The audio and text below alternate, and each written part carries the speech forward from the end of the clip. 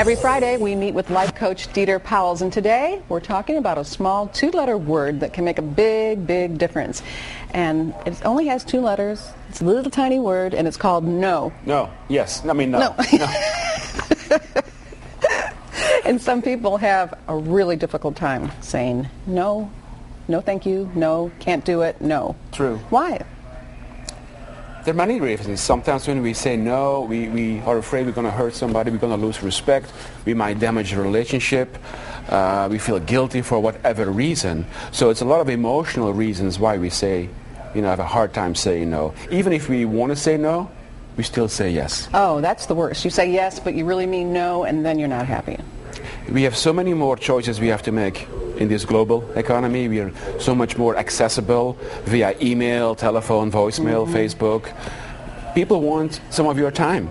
But by you saying yes, while you should be saying no, what you're really doing is you're giving people the power to control your most valuable resource, which is time. So you're giving up your own personal power. Yeah, to manage that resource, which is time. And how you spend your time is how you spend your life.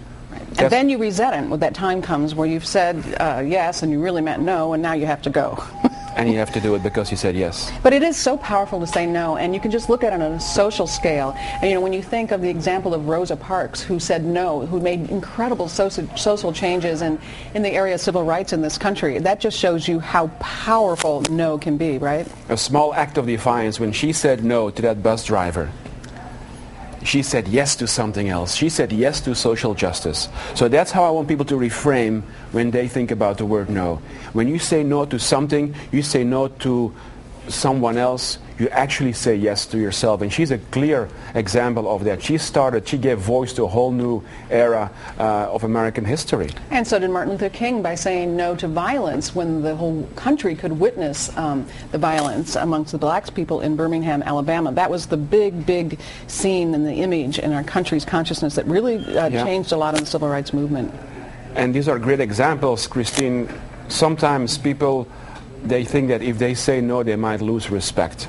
But if you think about these people, these examples, did they lose respect? No, absolutely not. Because they knew exactly what they stood for, what they believed for, and that's when they said no. And were willing to risk their lives. Absolutely, yeah. But when it comes to us as individuals, and it's just something as simple as, will you come here and do this or volunteer for that, and you're constantly saying yes, but you know that you really need the time to yourself, how do you say no?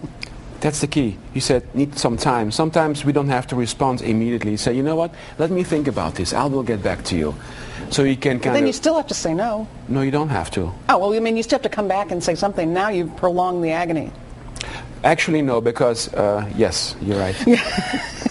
If you take a step back and you ask yourself, if I say no to this, what am I really saying yes to in my personal life?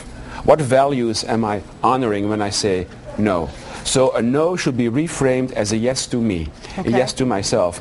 So in order to make it more easy for people to say no, you want to make sure that you understand your core values, your beliefs. Okay, I have to say no, there's no more time. So I have to wrap it up. Yes. Okay. No. Yes. All right, you can go to our website and learn more about Coach Dieter. Thanks, Dieter, for being here. As always, KPL11.com. And still to come, recordings from the